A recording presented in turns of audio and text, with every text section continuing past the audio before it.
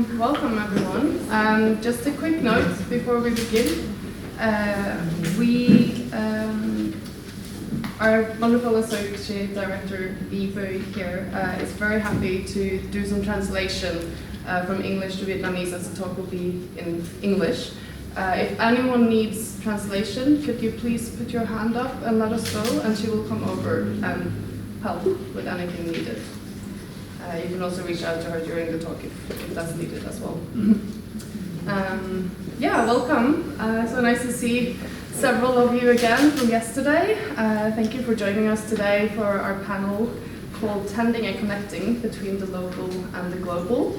I think a few of you as well were present in Shanghai when we did our last panel, when we had our presentation at West Bund in Shanghai in November.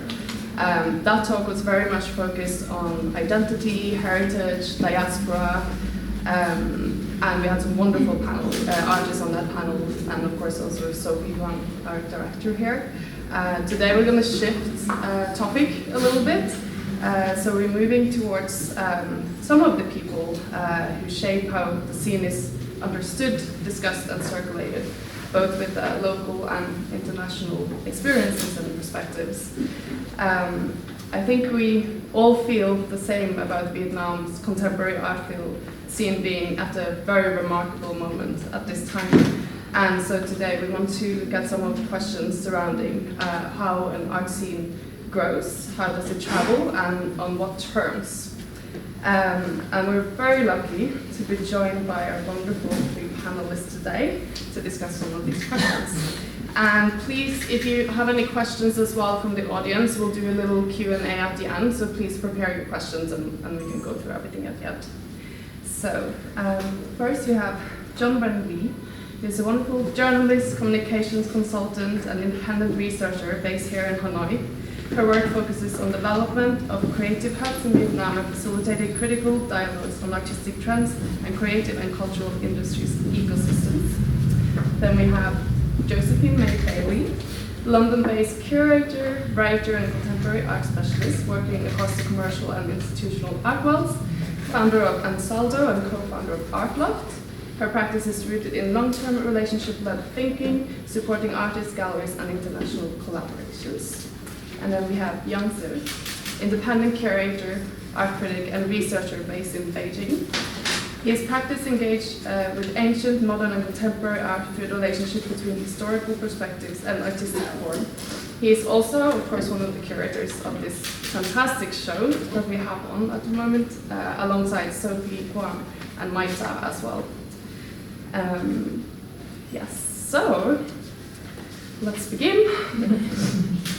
I want to start with this question.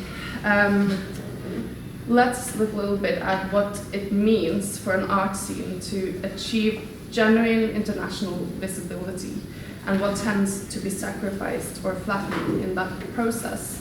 And I think for this one we'll start with Yang. Okay, so first of all, it's like such a great opportunity to be here with a group of fantastic people. And I'm the first residency curator in BC, and I was thrilled to have this opportunity to work with Sophie, Maita, and BC to curate this show. So coming to this question, I was thinking about the international, 国际化 in Chinese is like that, international this word. I think there's a lots of different meanings through all my career. Like 20 years ago, like 2007, I was first arrived in Beijing, and I listened to this word. I don't know what this means, but after for a while, at that moment of time, people are really full of hope. They think the future will getting a lot better, and there's a lots of foreigners coming to China. The economic is like growing up like swiftly, like crazy. And that time, people think if they just work really hard, they can get wealth, they can get fame, they can get international. Mm-hmm. So, but they don't know what is real means about international. But after 20 years, here and now in China, I think the hope is turning to another direction. It's like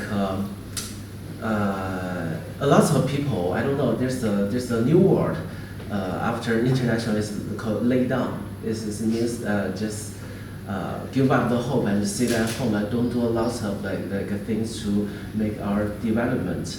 I think it's kind of like people are tired of the competition.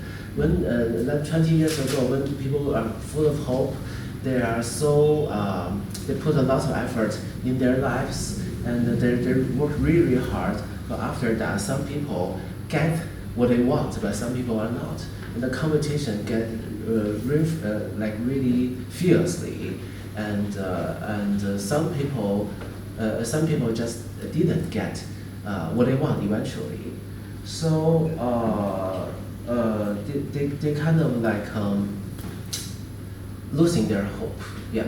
But after but I was just thinking, why is happening right now?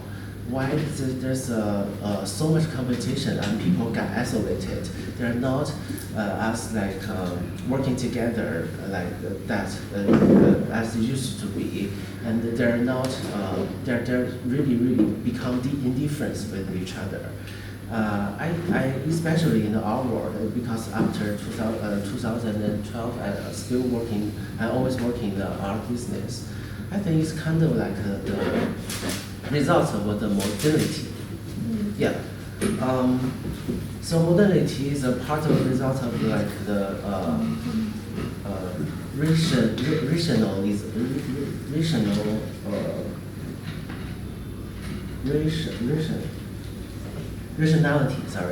like rationality to make everything reasonable. Yeah. Yeah, but sometimes it's rationality is kind of like taking to thinking it's the best solution of way out to making the life better or something like that.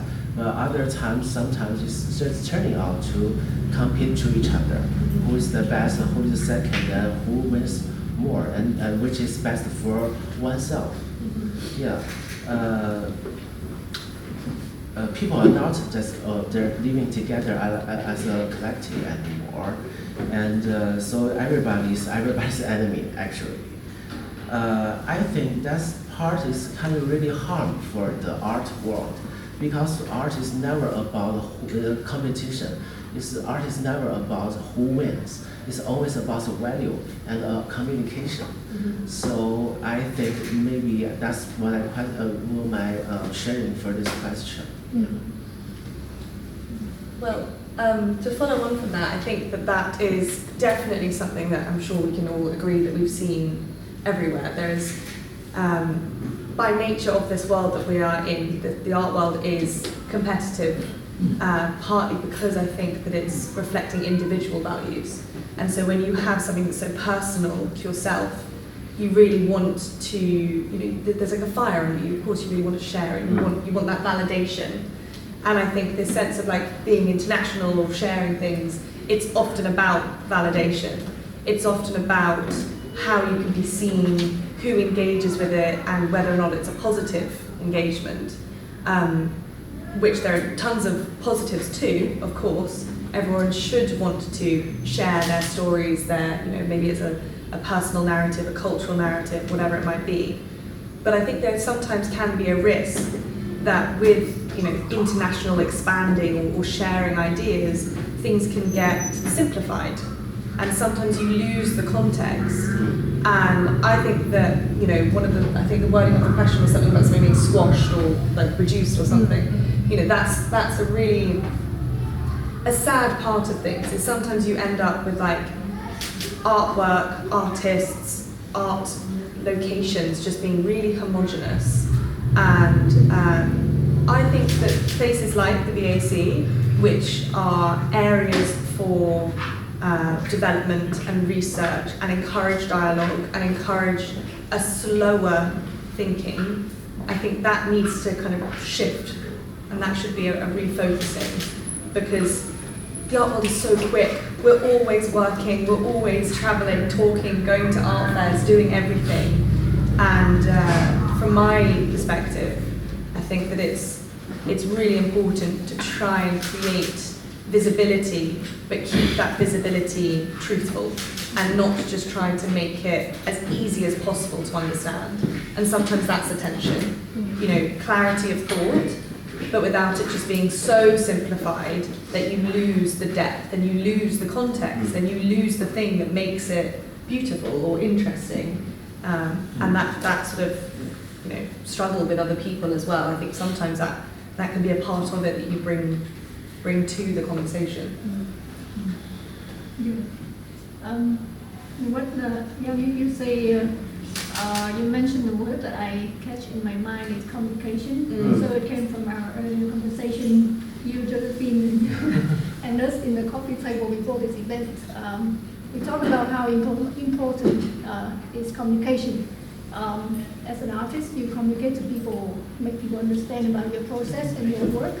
But also, we should be careful about your work becoming communicable in different contexts, fitting, matching different expectations of different partners, viewers, collectors, art galleries, museums, in very subtle boundaries between those, and your job is to find your place, your position in between all those, and you have to eventually fit in maybe one or many of those by the end of the day.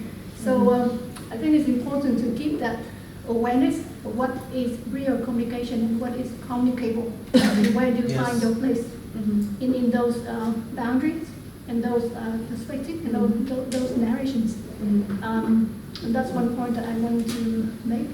Also, another point comes from my observation of what is going on in the world right now, compared to what's happening in Vietnam and what can be lost in those two. Because you mentioned local, internationally. So from what I see is that it might be a risk of something informal, something experimental, or something like community-based practices. Your work is excellent, but it's hard for the work to go out there in a way. For example, in recent years, I saw a very interesting painting competition, and it offered very great opportunity for artists to show their work and win a prize. And with that prize, you're allowed to go abroad and show your work to the audience. But there's certain criteria to that competition. For example, it has to be a 3D, it has to be put on the wall, it has to be something physical or showable on a certain frame. So it somehow is clear that they have criteria, but also a limit. But what if you create something that's not like that? What if you create something is mainly contact, something interaction, something that is difficult to put it on like something on the wall to show people. So there are always gaps, and there are always games, different games that you know where to play, when to play, how to play, and then you have to accept it, and also aware of what's in between. So that's my observation, but maybe somehow respond to the question. And we'll have time. Because what you said about China is interesting, because I thought about Vietnam and what's international and what is local in Vietnam.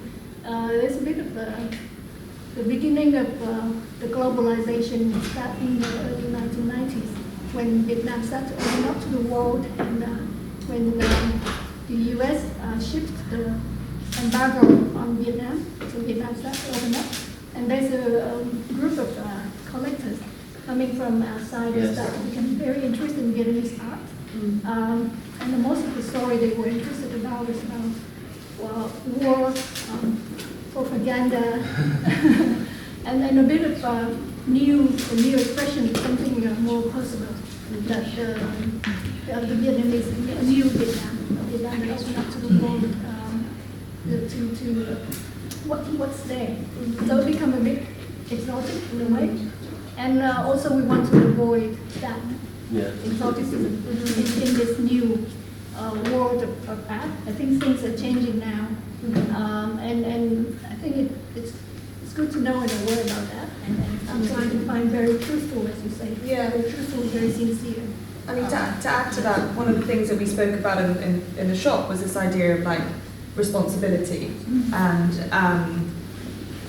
one of the things that I think artists and curators and, you know, anybody really, is that there is a shared responsibility around the stories that are being shared and the context. And exactly that, I think, you know, with specific cultural context, political context, historical context, it's very easy to find the well, I shouldn't have used easy because I'm going to use it again, but like something that's easily communicated is something people are familiar with, and sort of force artist narratives to fit that. And as an artist, it can be very, I need to stop saying easy, but easy. It can be very easy to find people who will do that for you and get you out there and make you feel like you're international and in all of these different environments. But there is a responsibility to you know, showcase your work in the right context, and sometimes it's saying no, and sometimes it's picking and choosing the individuals and institutions and writers who will communicate things in a manner that feels respectful and taking you on the journey that you yourself need to go on and want to go on, without ending up somewhere that feels completely alien. So for this show, it's really interesting that I think this show, lots of the work, I think most of the work is have like a memory, like personal memory or national memory in it, but it's never like true, you know, political or something. Yeah, there's a lot of memory in these works. So we were thinking about the Vietnamese is always, they have their own language, they have their own way to speak out, and also they are really open to adapt the culture from everywhere. So that's what we're showing. We're showing the memory of their own heritage, and also showing their how to make it. They made it like really contemporary. I think that's our goal in this show. Yeah. That's international. That's absolutely. Related to the communicated. That's what I thought about the international. It's communication. It's not it's a winner game. Yeah, absolutely. I think you touched on this a little bit, but I want to talk a little bit more about also some specific conditions that you think are like more essential for a local art scene to develop, maybe, and sustain itself on its own terms, is in the most sustainable way. So maybe you would like to also share a little bit more about that and start from that problem. I could see now that in Vietnam there's a rising of opportunities and resources for the local art scene. There are more and more Vietnamese collectors who are interested in art and buy art and really love art, which I didn't see maybe 10, 15 years ago. It's something that's developing in an exciting way right now. But I could see there's some lacking of conditions to make the art scene to be healthier. So in general, we understand that a strong ecosystem that should have strong, healthy local institutions, good independent art space, artist-run initiatives, non-profit organizations, and a good enabling environment, including the law, the policy, the government support, and a healthy and diversified local market that can work together and understand each other and collaborate with each other.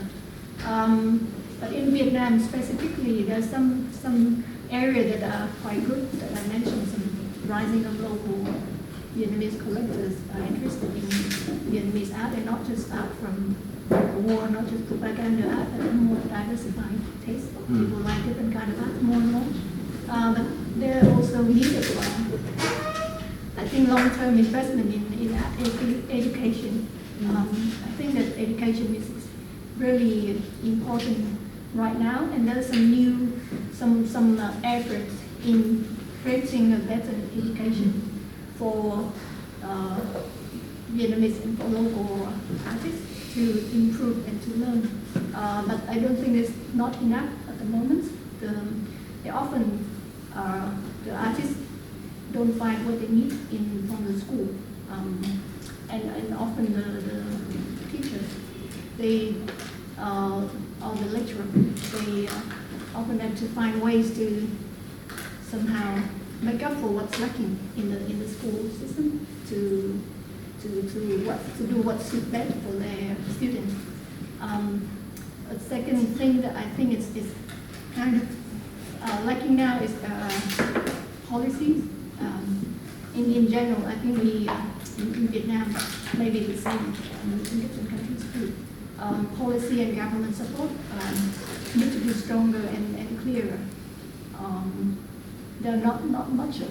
I don't think there's a connection between the education system for art school, for example, university, and how the policy will bring the students from the art school to the outside world. What kind of scholarships, what kind of mechanism, what kind of competition, what kind of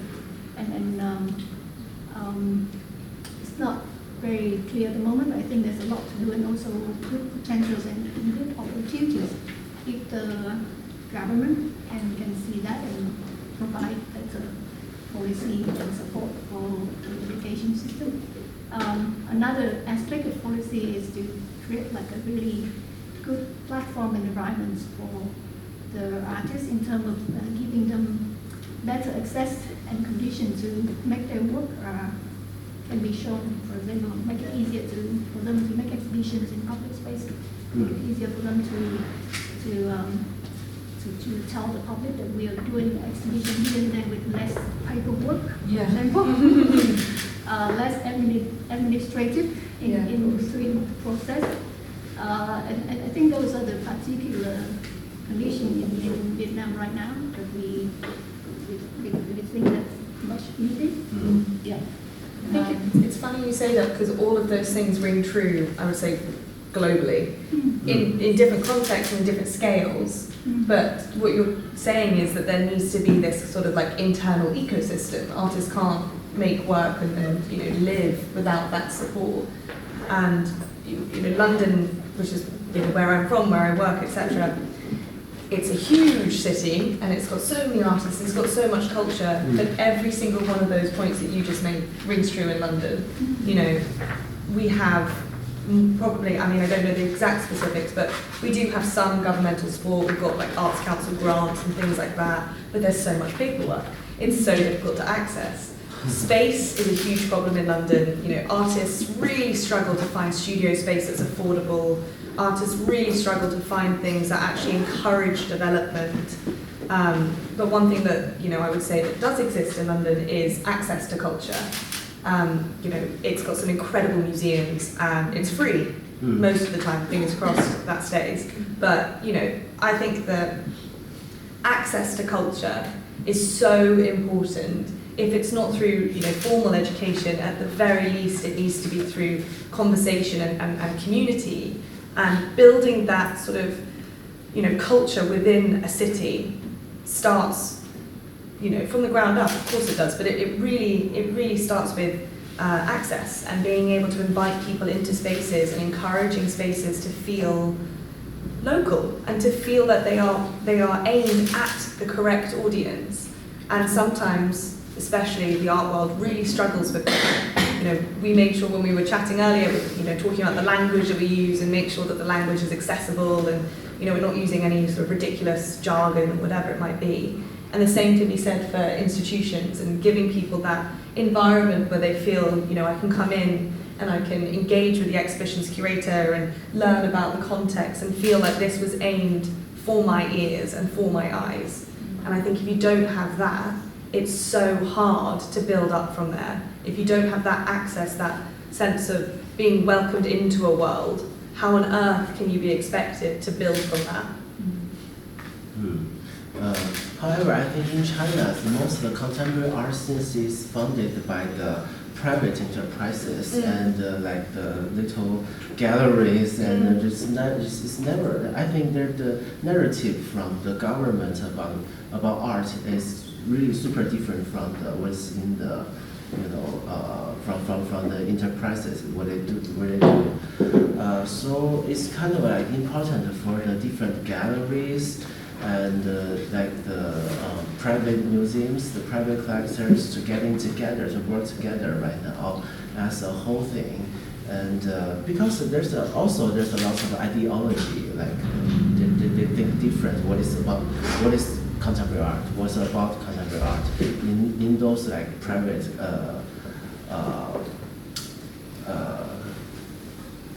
like a folk enterprises or something. But I think they should talk. They should like do more communications about well, that. like a public program, you mean? Yes, and then just getting together. That's I think the problem we're facing. Well, I think that one of the really important things that I think stems away from marketplace or we've spoken a lot about institutions, but you obviously just mentioned galleries, which is much more commercial. And it's very easy to fall into the rhetoric of just doing things for the market. But more often than not, you develop something much more sustainable and much more meaningful through long-term, continuity of commitment and conversation, and whether that's involving the private with the public or vice versa. But I think that kind of like dedication to networks, and I mean, in my experience, in my years of working in the art world, 99% of the best opportunities have just come from conversations, from going into a show and chatting with somebody and meeting other people and being invited to somewhere like this, And I think that it's free to have a conversation most of the time. And I think that that's the kind of thing that we should really all be looking towards, is sharing ideas and creating an environment where you feel like you can have those conversations. And sometimes you have to make them yourself. If they're not accessible or they're not even present, sometimes it's as simple as actually being the organizer. Because I always say that the art world is, we always say, it's this big umbrella, but there are a million different worlds within that. My network is totally different to yours, totally different to yours, totally different to yours, and yet there will be lines that we can draw between them. And from that, you get something much bigger. And it's that kind of continued relationship building and sharing of knowledge and sharing of priorities even that I think can get people to, go further. Yeah, absolutely. Let's bring that concept a little bit further towards also the relationship between, like the in-between between the more local scenes and the global, and everything that goes on in that space as well. Where do you see kind of the main challenges and possibilities in that relationship? Joséphine, maybe you want to continue? Yeah, I mean, a lot of my work does actually sit in that tension between the local and the global. As I say, I'm based in London. It's an island. Okay, London's not an island, the UK, But to some extent, London is a bit of an island. And especially in recent years, post-COVID, post-Brexit, the political landscape of the London art world has shifted. And no longer is it the kind of centre of everything. And as a result, there is tension, and there is this constant sense of complacency that's been lost. You can't anymore just be, well, everyone comes to London. You don't have to do anything because everyone will come here. There's a change, and I think it's a change to be more aware of your own faults and actually try to expand and look globally, but not necessarily in that hierarchical way that used to exist and still does, but I think there's more lateral movement. So it's less about, well, everything exists between London and New York and there's nothing that really goes on in between.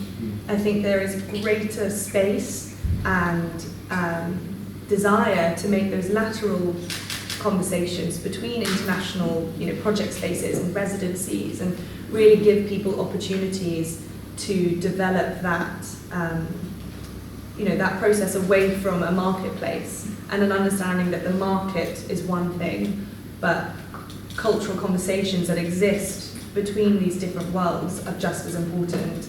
And I think that visibility, the idea of being visible, is important, of course, but it stems back to what I said earlier. There's no point in being visible if you're not also talking about something relevant and you're sharing something that's specific to your context, your locale, your culture, your religion even, whatever it might be. That international relationship can happen so easily if you just kind of look out and don't expect everything to come to you.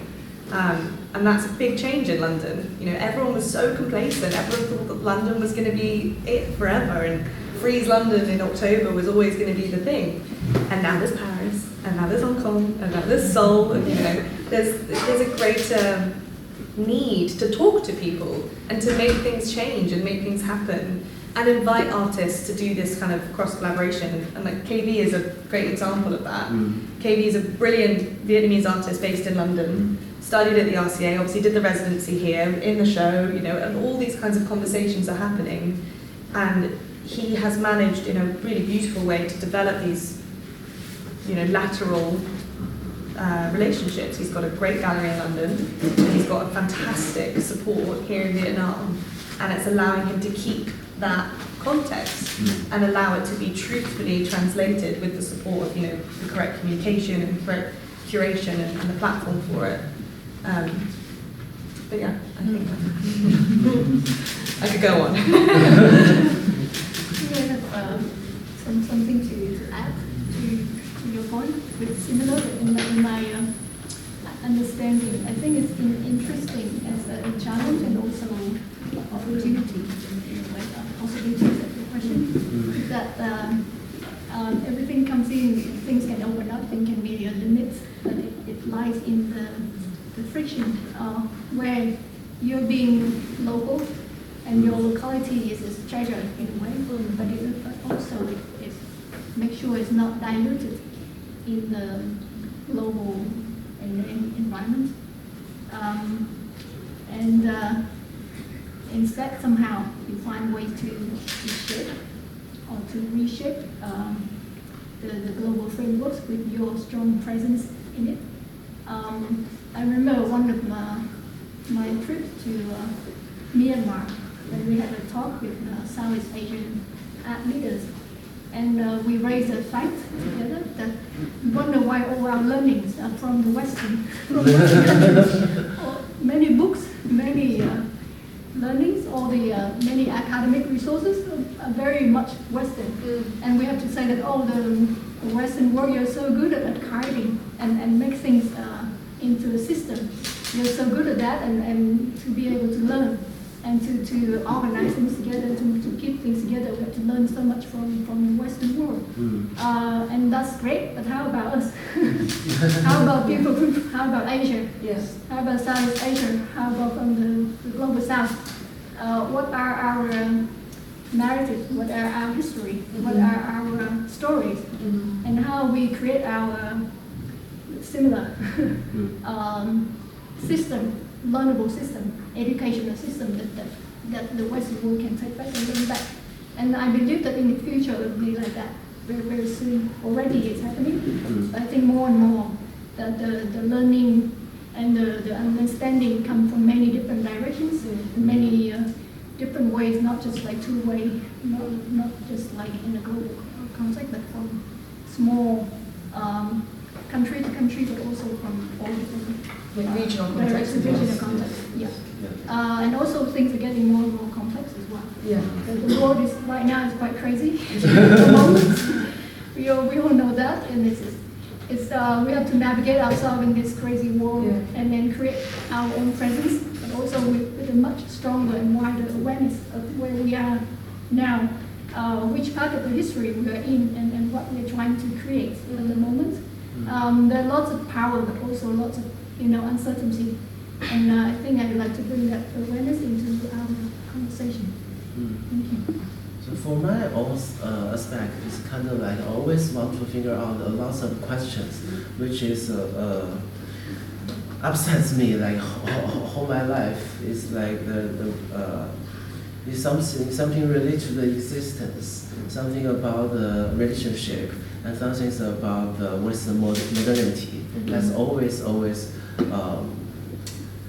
upsets me like all the time. But from last year, I have some opportunity to curate show in different kind of places, like in Zurich, in London, and another places. Now I'm here in Vietnam thanks to VAC.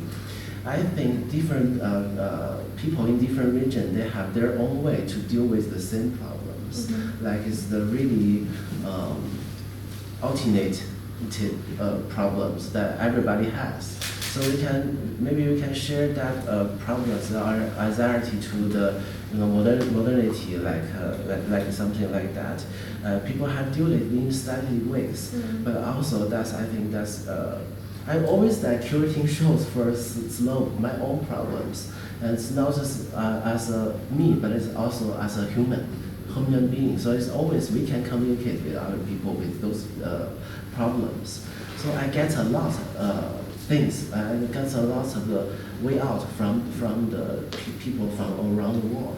I think that's the possibility that I'm talking about. And also it's also that's my kind of international communication. Yes. Yeah, I think there's a need for it.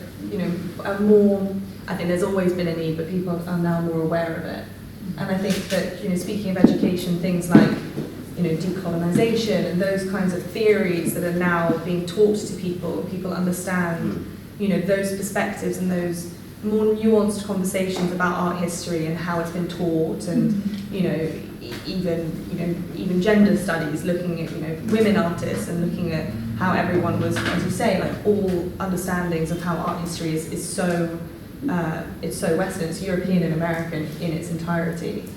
But I think that as the world has developed and people are more aware of other cultures and more interested in other cultures, there's greater self-criticism. Yes. And I think that's a great thing. I think to be able to self-reflect and see issues and then look to other people to help fill those gaps or help other voices come up is a really exciting part of the art world that has been continuing for years, but as I say, with these like greater lateral moves between people, it's not just going from like huge institution to huge institution. Those grassroots environments where you have independent curators and writers and all of these kind of universes that combine together, you end up with a much more well-rounded perspective of how you can, as an artist or as a curator or as a collector, invest in this world and be a part of it. Because it's actually about listening to other people and having your own voice, sure, but knowing how to be critical or receive criticism and change and evolve and work with that. And I think that evolution and that understanding of how things are changing is hopefully where we're going to. Another problem that I'm facing always worries about me is the identity. As a gay man growing up in China, I always have that problems. And as a Chinese man, I live in China for like 40 years. It's really long time. I know the good aspects of the country and the bad aspect of the country. It's so familiar. But when I get out, I went to different places. I talked to different people. I started to know who I am. I started to know the identity. If I don't know others, how can I know ourselves? Yeah, that's a really, really nice way of looking at it. Yeah, I think that's a very nice note to end on. Thank you so much. As I mentioned, if anyone has any questions, I think we have a little bit of time. I don't know what time it is, but yeah, for questions. If there,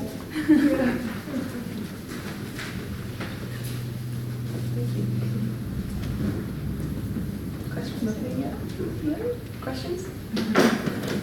Yes? You were talking about things like meeting spaces for artists to develop and the movement to develop in the scene. And I see I hear one of the things that are happening is that these spaces are being removed. Like certain spaces are shut down because of regulations or things like that. So I was wondering, how would you see or suggest the relation between the state and the art scene, and also the communication between those? Between the state and the art scene. I think in Hanoi in particular have some examples for your questions or your concern. In the early 2010, there was an exciting space called Zone 9. I don't know if you heard of Zone 9. It became, in those years, became like a great meeting place for artists, for architecture, studio, cafes, shops, restaurants, and bars, and some cool people living there. It was an old pharmaceutical factory and storage, and it turned so old and it looked so beautiful that people, especially artists and creative people, love to live there. And it's big, it's 2 hectares, so it's big enough for like 2,000 people gathered. It became like a dream for Hanoi, but only for 2 years. Because at that point, the Hanoi government, they were not sure about what's happening here. Never before there was such a big community of creative people together with so many big events and exciting event happened, and eventually it closed because of some accidents. Very sadly, it was closed. And the people who started that idea started very fresh, spontaneously. And after that place is closed, they still had that dream in mind. And then they went into smaller groups and formed their own space themselves. And some of them create a new space, which is like smaller scale. But over time, more than 10 years now, I think that the scale of the space is getting bigger again. So the recent move, I could see that there's a collaboration between the state, between the Hanoi city, and that same people who started that spontaneous idea now start working together and create this also the same size 2 hectares in near Dong Xuan Market, you know that Dong Xuan Market, the tourist market of Hanoi. And now they start to build something similar like Zone 9. So at the first people were so frustrated about that Zone 9 being closed. And they believe that the government did not understand us. They're so rude and so cruel. They didn't understand the mindset and the creativity process, and they did not allow this to happen. But it was very complex. It's more complex than that, and not just from one side, from the state, but also from the company, the enterprise who want to invest in that 2 hectares and what they want to do. So in the front, you see there's a closure and then some retention, but at the back there's so many complex stories combined. But now what you see is that people saw what's lost, and it took the Hanoi government to see what's lost. And because that conversation, that exchange, that the feeling of loss and the need to feel belong, the need to be creative together are still there. So it keep coming back, and slowly people change and people start to work together. So that's one example of what you mentioned, but not just in Hanoi, but also in other cities in Vietnam, Đà Lạt, for example, Ho Chi Minh City, for example, Đà Nẵng, Hội An, Vĩnh Long, so the Mekong Delta, so it's happening everywhere. It starts with its own background, its own history, but somehow I believe I'm quite positive about it, that some way there will be some good positive examples that come out of it, but there are also some loss on the way. I think it's important to consider in every environment in which you're trying to do anything, be it cultural or otherwise, artistic or otherwise, is that you have to be aware of the structures that are already in place, and you have to be willing to work with people. And sometimes there are barriers put in place, sometimes it's paperwork, sometimes it's, communities, sometimes it's, the development of a building, whatever it might be. But it's just a fact, really, that you have to be willing to make that sort of, you have to meet people halfway. And that's just because in the world in which we live, cultural spaces are at risk. They will always be at risk unless something amazing happens, and maybe it will, who knows. But cultural spaces tend to come from opportunity, and those can only ever continue if you're working with other people. And it's impossible to do anything without the support of a state or a government or the community. And I think that that's why things like public program and conversation are so important as well. Because getting people involved, and in this example it sounds like, as you say, the community felt a loss, and as a result, the government listened. And so because the community was so involved in something, it's developed and it's changed. And I think that's the same across the board. That's the same in London. You know, spaces are being closed left, right, and centre. But there's always going to be that urgency and that need. And it's just about finding the opportunity and sometimes being a bit of a politician and working out who it is that you need to like befriend and take for a coffee or whatever it might be. And not to be afraid of that as well. Like there has to be enterprise, there has to be this kind of like entrepreneurial spirit a lot of the times to make smaller scale things happen.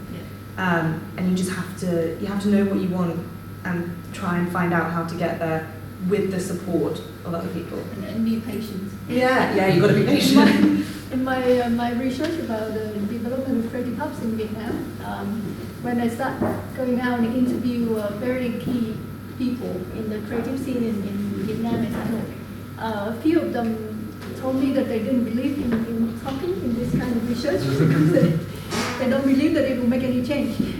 Because when research about creative hub means that they had to work a lot with the government and the state and also the community and the creative people.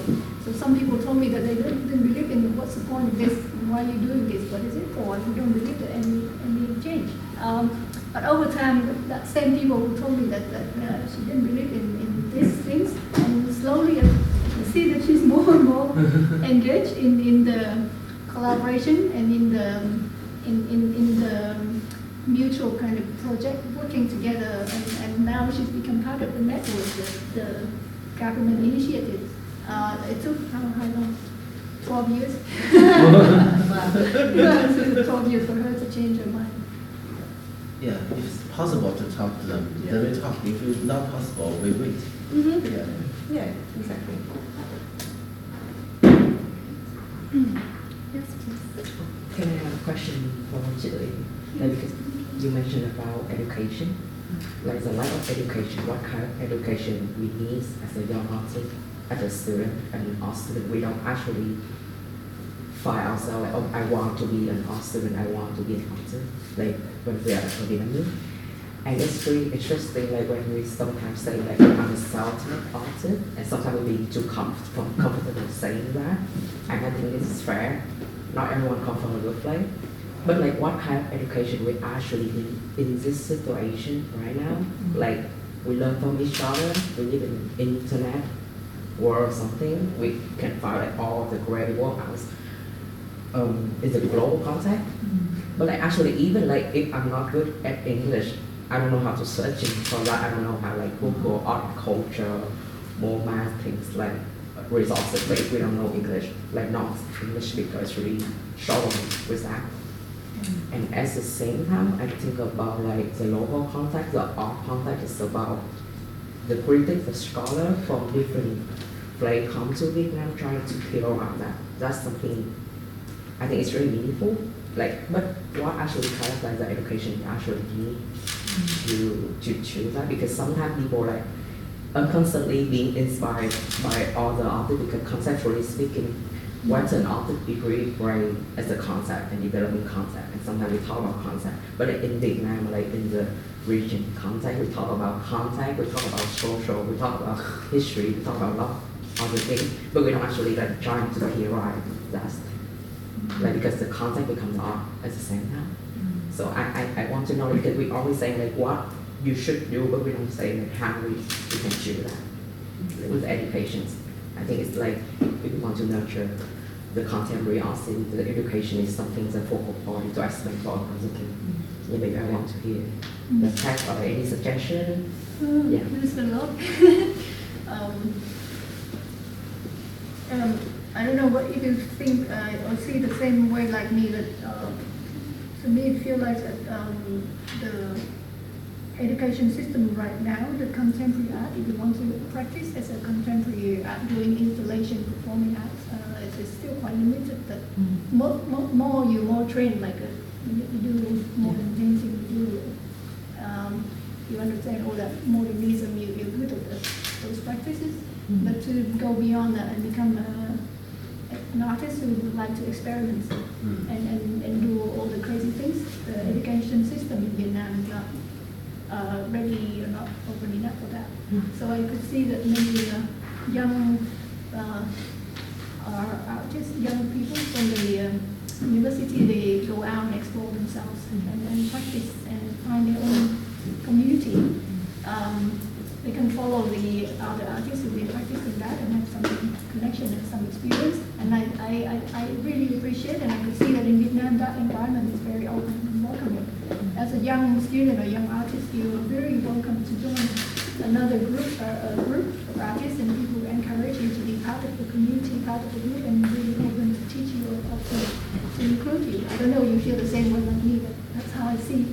And I see the strength of Vietnam is that community collaborative, sharing spirit. So maybe in particular in Vietnam, you take that as an opportunity to find it and to be part of something, part of the older or senior, more senior, that can take you bring you on and share with you their opportunity, their knowledge, and their network. Often there's a joke in Vietnam that also is viewed in a critical way. People say that in Vietnam everything is about relationship or having connection with somebody. If you are the son of this VIP man, or you are the grandchildren of the rector of Fine Art University, you have more chance. You have more of a golden seat in your life. Maybe it's somewhere else, I don't know. But to think it and to shape it in a different way. It's important to think it in a positive way. It's not about having close relationship with somebody important, but using that bridge and that connection is a gateway to learn. It's a good way. And another point I want to make is yes, lacking of English is quite a limit in a way. But you have also not just English, you can learn other languages. Not just English, there are so many options: Chinese, Japanese, French, German. And what if you don't learn any of those foreign languages? You have to know where you are and you choose where to stay.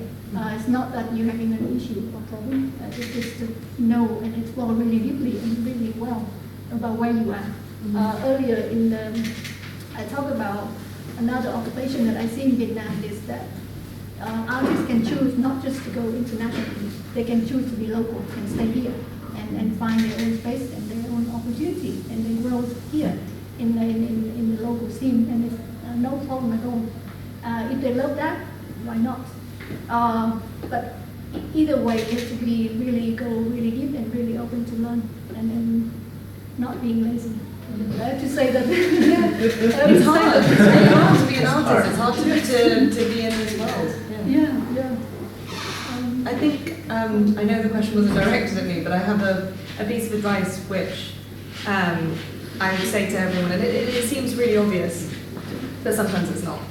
And it's about so much of what we've been talking about. It's about visibility, and it's about knowing where you want to be. So who your audience is, how you're communicating it to that audience. So if it is local, then it's thinking about how do successful people in this network that I want to exist in communicate about their practice, their work, whatever.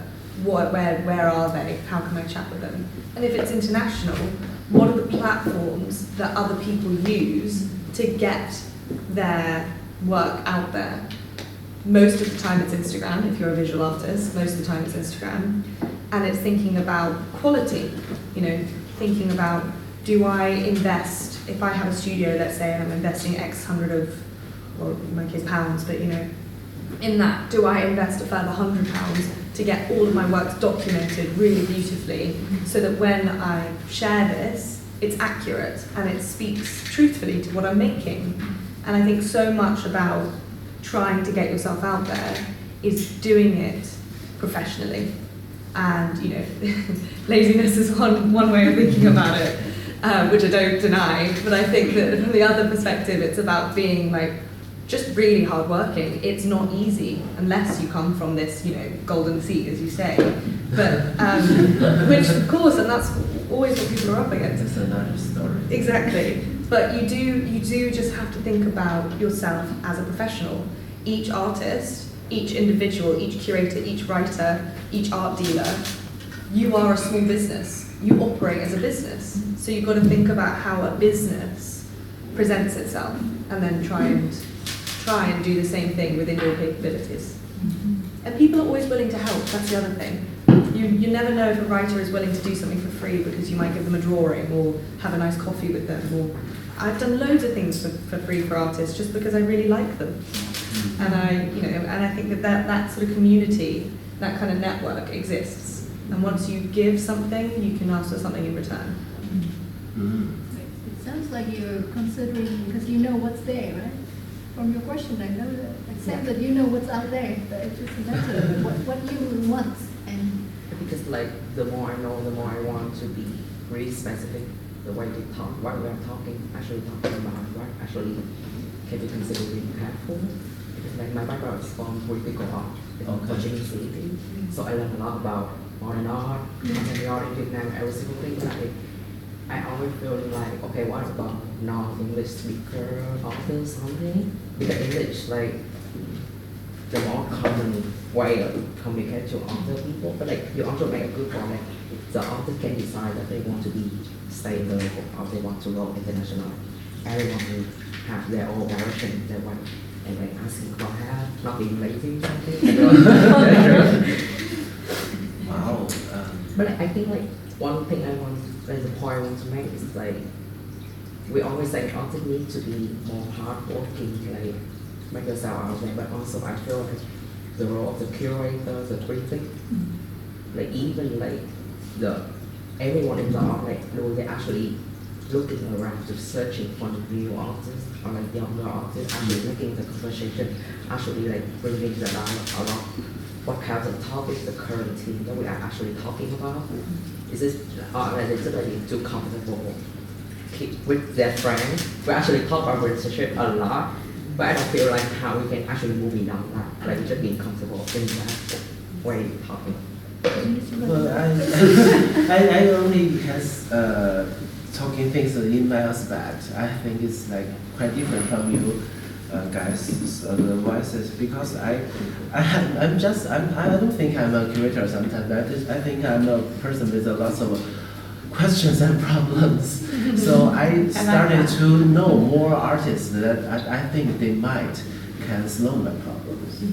And I started my career, found out it's not professional, but I just really want to get out of my problems, and I want to talk to people really deep things.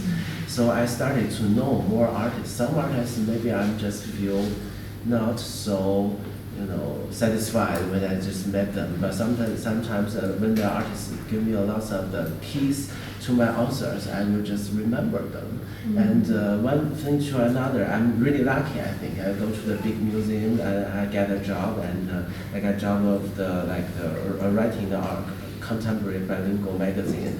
So I get some opportunities, but it's only thing that I'm just pushed by myself. Not pushed by career, but just pushed from the bottom part, if I can say that. I cannot do something else because I have to solve those problems. it's a great way, yes. And starting from what you want to know, what you're curious about, what you feel like you need to know, want to know, and you look for those where you can find maybe some answers, maybe some data. And it often takes you to many places and many wonderful people. I think so. Yeah. Thank you so much. Yes, we have one more question. We have a few minutes. Thank you.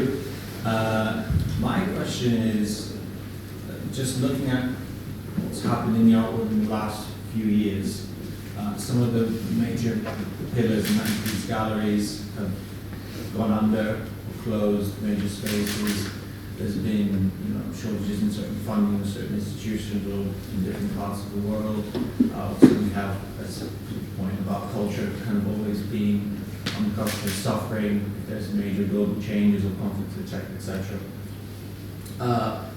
There are obviously plates that are shifting, but even within that, we always know there's opportunity. So our question is, what do you see as within the changes that are happening as kind of most interesting opportunities, either and this applies to artists, curators, but also people working within the private and commercial section of the art world, to be contributing or taking advantage of as certain elements within different cultural spaces are changing, either within your own personal contexts or looking further afield internationally?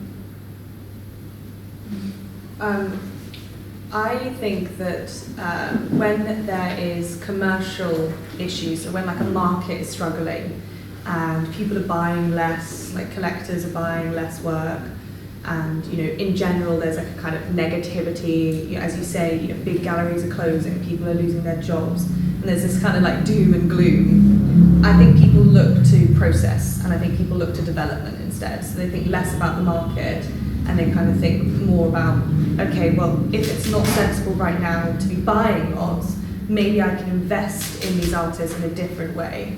So I'm seeing a lot more people genuinely interested in residency projects. And I think that people are much more interested in engaging with artists long term, because there is, despite the negativity, there is this understanding that it will get better. It will always get better. There will always be art, there will always be culture, there will always be a need for it. So I think from what I'm seeing is there is this greater focus on long-term projects and something like a residency and those kinds of relationships. And I think people are bedding into more and more their networks. And one of the things I was talking to somebody about the other day was this idea of a network being completely pointless if it's gigantic but really shallow. But if you have a really small but really deep network, you will develop so much better. And I think that is something that people are refocusing on. Because the commercial art world is tricky. And also galleries can't invest in the same way as they used to with art fairs. Like art fair prices have skyrocketed. I've gone to so many art fairs, I've done hundreds of art fairs at this point, and they're a risk. There's such a risk, and in a political and cultural environment and economic environment like this, you can't be making such big risks unless you are the Gagosians of the art world. So people are finding other ways to get that international visibility, and doing cross-cultural collaborations and things like that is one of them. And I think that's both collectors, curators. I think that in general people are seeing those kinds of relationships as far more important. At least I can only speak for myself as well, but I definitely am. I'm definitely seeing the value so much more in coming to places like this and talking to all of you guys, rather than going and doing another art fair in Madrid, which I literally did 2 weeks ago. And I'm getting, sorry, I'm looking at you. But, I got good experiences from that, but they are commercial. And when people aren't buying as well, then it's a conversation that goes and then disappears because it doesn't continue anywhere. Whereas you can bed your time into, and your money into, something that feels much more grounded and has a purpose. And from my experience, that's the shift that I'm seeing, is a kind of a returning to the roots, and people are kind of, recovering a bit, and then every now and then popping their head up and seeing what the situation is. Like in the Middle East, for example, we've got such an importation of culture with the Louvre opening and all of this amazing stuff that's happening. Obviously, with the political system, the political environment that's happening right now, that's taking a break for obvious reasons. That doesn't mean it's not going to continue again. It just means that people are going to have to refocus somewhere else temporarily and then go back to it. And I see the same things happening commercially. Yeah, there's some stories in Vietnam, some examples of how the private and enterprises are getting more involved in creating space and into more, like you say, involving more art development. I think Vietnam now has an association, a government association called the Association of Creative Industries, Culture Industry Association. And at the beginning it formed quite formally by the government, going through all that process, very, very slow. And now the association is formed. I could see that some of the big players in the private sector, in the entertainment and music industry, see that they can, as you say, invest in long term. So they start to become really active in being part of a member of the association and trying to try to bring that association, how to say, strength I mean strength, it means that the power and the position that they have, they cannot have that position as a private company, even no matter how big they are. They cannot represent themselves as Vietnam music industry, for example. But being the member of this association, they can represent themselves as I'm the member of the Vietnam culture creative industries. And with that title, with that power position, they can do a lot more for them, for the association, but also for themselves. So to them, it's a win-win. So I could see that it's a new thing in Vietnam. And in some other area, that I could see there's some kind of tension between what the people have, what idea people have for developing, for example, a village, a culture village, into something into a tourist attraction. There's some investor believe that they can do something very cool like art residency and museum manufacturing, and some people think that place they can do a big theme park where thousands of people can come and do cable car, receive thousands of people a day. So there are different tension, different opinions, and different conflicts and different interests. And I don't know where, in the end, by the end of the day, it will lead to.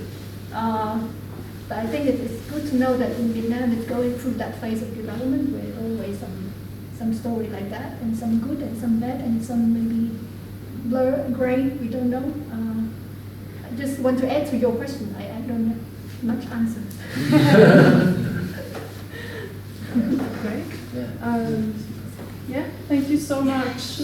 Thank you so much, everyone, for coming. If you haven't seen the show, please go upstairs and have a proper look and enjoy. And if you have seen it, please do it again. Thank you so much for coming, and thank you so much for the panelists.